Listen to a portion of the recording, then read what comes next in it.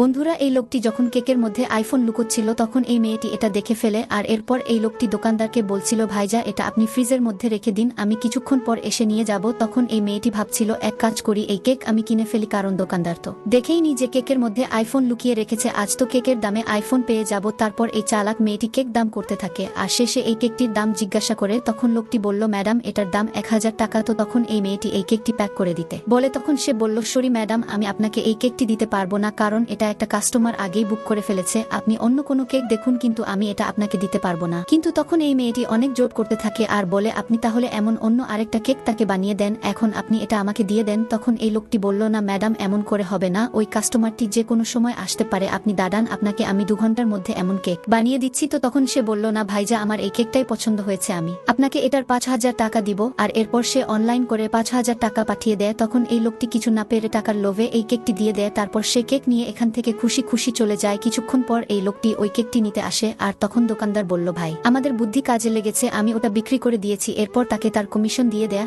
আর তখন এই লোকটি বলছিল, আরে যখন ওই মেয়েটি জানতে পারবে এটা নকল আইফোন, তখন তার অনেক দুঃখ হবে। আর এদিকে এই মেয়েটি বাড়িতে এসে কেক কাটে, আর অবশেষে দেখে এটা তো নকল আইফোন, আর এটা চালু হচ্ছিল না। তো বন্ধুরা, এটা থেকে আমরা শিখতে পেলাম যে কখনো আমাদের লোভ করা উচিত নয়, কারণ লোভের শেষে খারাপই হয়। যদি আপনি লোভ করে 1 টাকা উপার্জন করেন, তো তাহলে কালকে সেটা 100 টাকা হয়ে আপনার ক্ষতি হবে।